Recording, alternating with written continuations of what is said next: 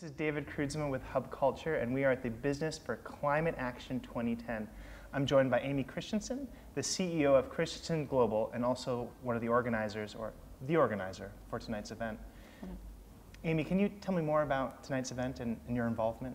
Sure. It's an incredible event, really. It started from CEOs wanting to lead on climate change. They were talking to each other, the CEOs of Duke Energy, Coca-Cola, Mr. Kent and Jim Rogers were talking about how they had been together in Copenhagen at COP16 pushing for action on climate change, and were they both coming to Cancun? Neither of them were really planning to. And they said, you know, we should be there. We need to be there. We need to continue leadership on this issue. We need to continue to push governments to show them that we can do this, that there's a business case for action. We need to lead. So we're going to Cancun. And they called some of their colleagues to join them, the CEO of Dow Chemical, Andrew Liveris, and the CEO of FEMSA, a very large Mexican company, which includes a bottling division that works with Coca-Cola. Fantastic story in their own right in Mexico, with generating over 50% of their electricity from renewables, platinum LEED buildings, really great leadership, as well as on the waterfront like they have. So these CEOs were talking to each other and said, all right, we're going to Cancun. We need to get the message out. Governments are delayed on this, and a lot of the arguments against government leadership are concerns about the economic impacts of addressing climate change. So they said, look, we know as business people, we've made these investments in energy efficiency, we've driven innovation. We want to be in Cancun to help show governments that we can do this and walk with them and collaboratively design a framework, an international framework, as well as national policies that can help us continue to lead as businesses. So this event was all about CEOs knowing we need to be here, knowing they need to be having these conversations, and the conversations then built from there.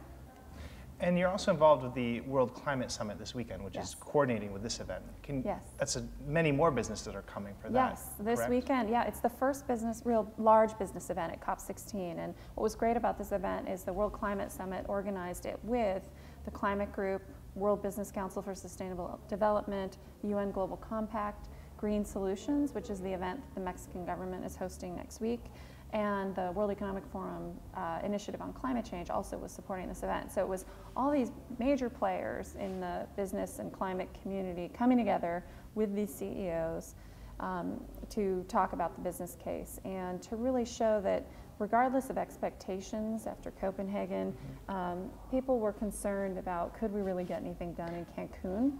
And these business leaders wanted to make clear that regardless of what governments may do, they can't take a break. And we had some great lines tonight. You know, Jim Rogers said there's no timeout in business. We got to continue leading and driving. Why do you think not everyone's on board? Why do you think not all businesses are calling for this? And why are we both disappointed with government progress? The reality is there are, I would say, from my experience, the majority of businesses are pushing for action on this issue.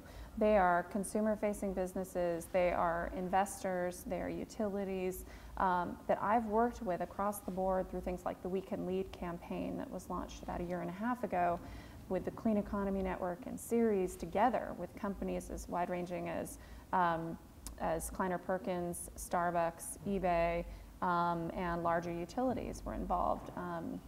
Exelon was in there, and Duke and others, to say we can lead as American companies, we can lead on climate change as America. Other countries are leading, we need to lead too. So there's this group of companies, I would say it's a majority of companies in the country. We heard what the consumer goods group is doing globally from Mr. Kent tonight, and massive commitments on reducing deforestation and eliminating use of refrigerants that cause global warming. That leadership is happening, and yet you have a smaller group of companies that are solely in businesses that are high emitting. So in the coal industry, the oil industry, that continues to make money hand over fist by continuing to pollute and not having to pay for that pollution. And they're undermining the message from the guys who want action, from the leaders. And they're spending huge amounts of money. We're talking upwards $500 million to $1 billion every year, marketing campaigns, campaign contributions, and now with the Supreme Court decision in the United States. And that's just the United States, that $1 billion figure.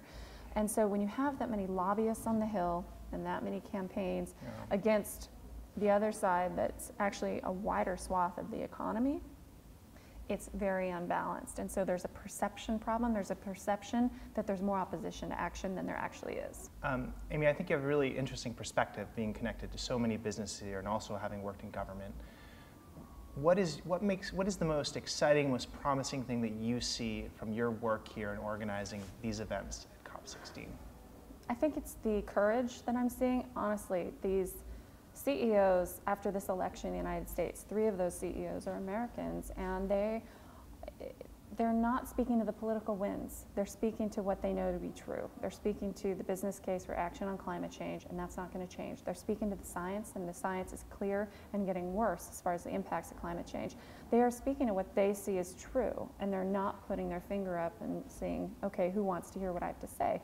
They're leading. That today, hearing that force of conviction and the commitments, the concrete commitments that they're making to make this transition and quickly, it gives me a great deal of hope. I've been working on this issue for 18 years, and it's incredible to see the resources and the leadership going into it now. So that, it gives me hope in spite of everything.